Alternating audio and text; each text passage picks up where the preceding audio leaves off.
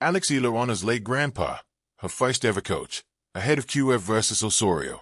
Filipino tennis ace Eala said it feels good to score 2 straight wins at home, as she continues her run in the Philippine Women's Open, WTA 125, at the historic Rizal Memorial Sports Complex. Eala said during her post-game media briefing Wednesday night that her back-to-back victories hit differently in Manila, where Filipino fans can finally watch her up close and see her win in person. Feel good to have these 2 wins at home. You know nakikita rin yung nga daw na may panalo ako dito. To have the fans see me win here. And it feels good to have those 2 wins at home, she said. But beyond the wins, Eala also turned reflective, sharing how she continues to draw strength from the person she credits as her first coach, her late grandfather, whom she fondly calls Papa Lolo, Roberto Bobby Maniego. Asked by GMA Integrated News how she processes her momentum in the tournament and how she remembers her first coach, Eala said her grandfather's influence remains deeply present in both her career and her toughest moments. My Lolo was a big part of my life and my early career, Eala said. He was my coach ever since I started before I moved to Spain and Pinapag-isipan Kosia. I think of him every once in a while when I have good results. Eala has honored and thanked Maniego publicly, especially after his passing, saying his sacrifices and support are part of what continues to drive her. In her post-game media briefing, Eala shared that even now, she still catches herself imagining how her grandfather would have reacted seeing everything she has achieved so far. Sometimes I think what he would tell me or how he would feel or how he would look or how he would react if he saw all that I've achieved today, Eala said, but has always been so supportive and has sacrificed a lot for me.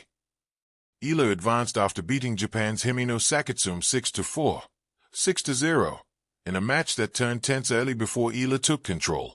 The opening set tested Eala's composure, with Sakitsum generating chances, but Eala saved 4 break points, then won 3 straight games to take the first set.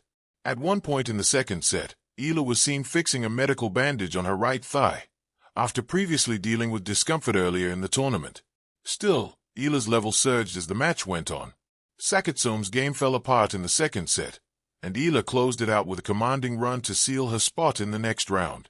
Eala is set to face Colombia's Camila Osorio in the quarterfinals, as her home campaign continues, with a fired-up crowd behind her, and the memory of her first coach never far away. The court is quiet before the noise arrives. It always is. A thin hum of anticipation floats in the air, strings being tested, shoes squeaking softly, a ball bounced once, twice, again. For Eala, these moments before a match are sacred. They are the spaces where memory breathes, where the past leans gently into the present. And today, ahead of her quarterfinal against Camila Osorio, the past feels especially close. Alex closes her eyes for a second longer than usual. She thinks of her grandfather. He was her first coach, long before academies, rankings, or flags stitched on sleeves. Long before the world learned to pronounce her name. Back then, there was only a small court, a child-sized racket, and a grandfather who believed, quietly, stubbornly, that greatness could grow from patience and love. He didn't teach her tennis as a profession. He taught it as a language. Feel the ball, he used to say. Not hit, feel. Tennis, to him, wasn't violence or force. It was conversation. The ball spoke through the strings. The body replied through movement. He showed her how to listen. Those early lessons never left her. When Eala steps onto the court today, she does so as one of the brightest talents her country has ever produced. Her journey has carried her far from those first rallies, through international tournaments, pressure-packed moments, and the weight of expectations that follow pioneers. But underneath the polished footwork and tactical maturity is the same child who once looked up at her grandfather for approval after every swing. He is gone now. Yet somehow, he is everywhere. In the way she resets after a tough point, slow breath, eyes steady. In the way she refuses to rush, even when momentum tempts impatience. In the way she fights, not with anger, but with belief. Honoring him does not require ceremony. Alex doesn't need grand gestures or speeches.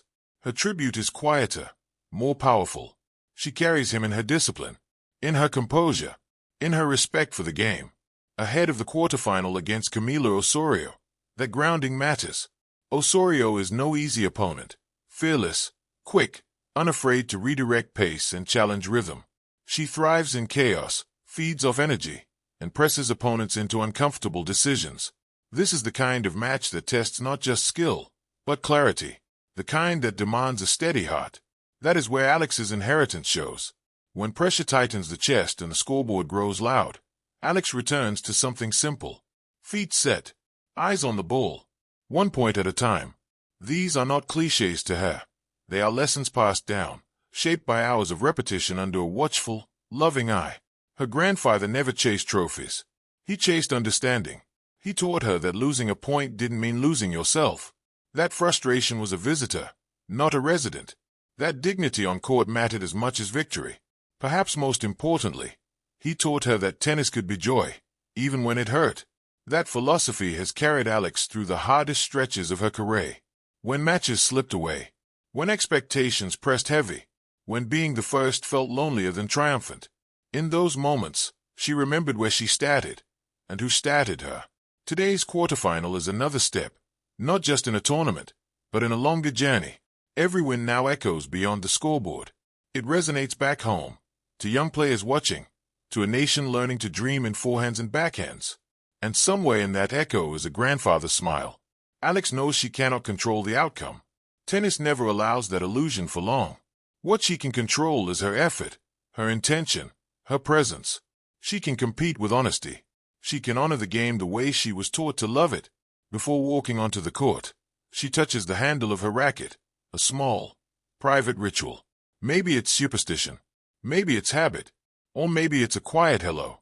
This match is for today, yes, for a place in the semifinals, for momentum, for belief.